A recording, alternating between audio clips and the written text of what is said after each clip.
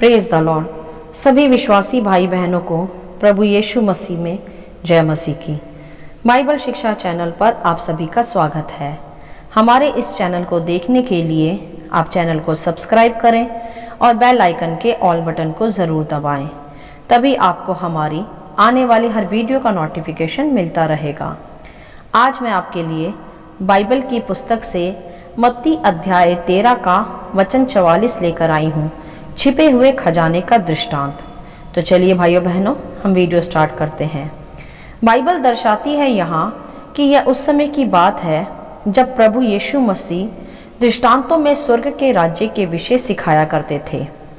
तब प्रभु यीशु मसीह ने वहाँ छिपे हुए खजाने के दृष्टांत के रूप में स्वर्गीय राज्य के विषय सिखाते हुए कहा कि स्वर्ग का राज्य खेत में छिपे हुए धन के समान है, जिसे किसी मनुष्य ने पाया और छिपा दिया और मारे आनंद के जाकर अपना सब कुछ बेच दिया और उस खेत को मोल ले लिया।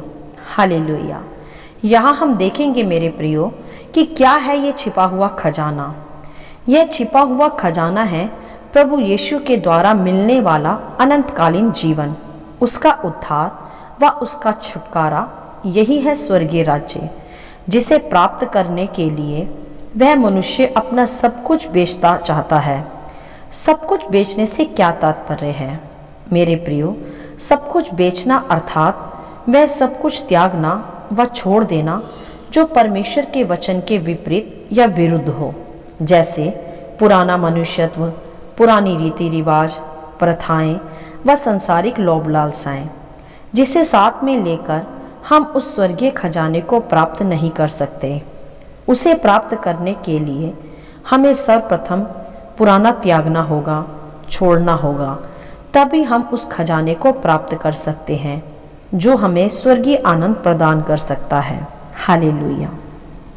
जिस प्रकार यह प्रकट भी किया गया है कि उस मनुष्य ने खेत में छिपे हुए उस धन को जब पाया तो मारे आनंद के जाकर उसने अपना सब कुछ बेच दिया और उस खेत को मोल ले लिया जिसमें उसने उस धन को छिपाया था।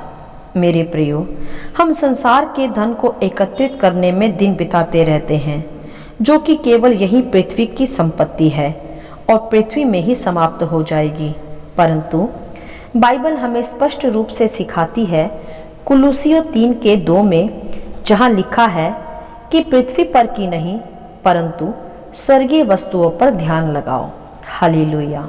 अर्थात मेरे प्रियो, पृथ्वी का धन हमें अनंत जीवन, उद्धार और शांति और छुटकारा नहीं दे सकता। वह तो पृथ्वी मात्र पर ही समाप्त हो जाएगा, परंतु वह धन जो स्वर्गीय है वह हमें अनंत जीवन, उद्धार, शांति व छुटकारा प्रदान कर सकता है। और उसे प्राप्त करने के लिए मेरे प्रियो, हमें अपना सब कुछ बेचने की आवश्यकता है, उसे त्यागने की आवश्यकता है, उसे छोड़ने की आवश्यकता है, उससे मन ना लगाने की आवश्यकता है। हालेलुया।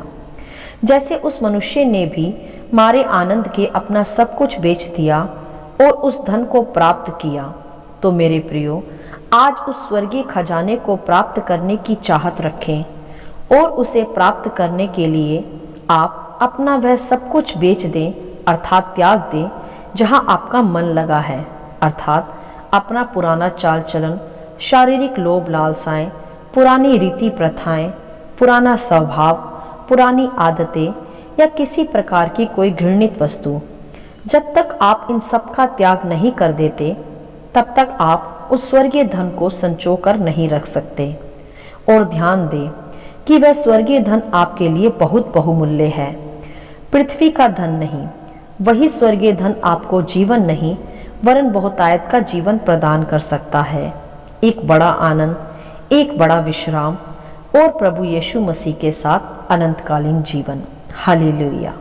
तो मेरे प्रियो, आज ही से उस स्वर्गीय धन को बटोर लें जो आपको प्रभु के अनुग्रह से मिला है और उसे प्राप्त कर अपना सब कुछ छोड़ दें, त्याग दें, क्योंकि दो स्वामियों की सेवा आप एक साथ नहीं कर सकते। एक को प्रसन्न करने के लिए, प्राप्त करने के लिए, एक को तो आपको छोड़ना ही पड़ेगा। तो मेरे प्रियो, जीवन को प्राप्त करने के लिए मृत्यु के और अंधकार के राज्य को छोड़ना व त्यागना ही भला है। मेरे प्रियो, उस स्वर्गीय धन को तुच्छ ना जाने, वरन उसे प्राप्त करने की चाहत को रखें और जुट जाएं वह सब कुछ छोड़ने व त्यागने में जो आज स्वर्गीय धन को प्राप्त करने में एक रुकावट है। जिस प्रकार उस मनुष्य ने उस धन को प्राप्त करने के लिए अपना सब कुछ बेचना भी भला समझा, क्योंकि वह जान गया था उस स्वर्गीय धन का मूल्य। मेरे प्रियो, आज हम मसीहों को भी उस स्वर्गीय धन का मूल्य पहचानना है। परमेश्वर के उस अनंतकालीन जीवन को जो उसने हमें अपनी बड़ी दया से दिया है, उसका आदर करना है, चाहे फिर उसके लिए हमें कुछ भी त्यागना क्यों ना पड़े।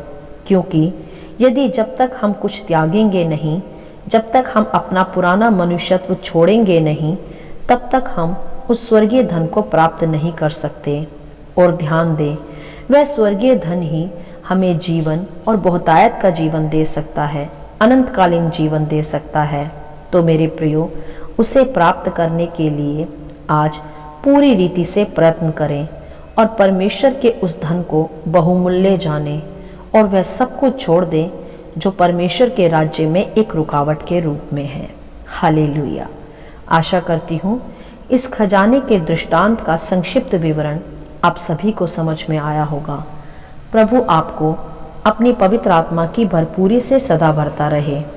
यदि आप चाहते हैं कि दूसरे भी इसे सुनकर आशीष पाएं, तो आप दूसरों के साथ भी इसे शेयर कर सकते हैं, क्योंकि हमारे प्रभु यीशु मसीह की यही इच्छा है। आमीन and God bless you all.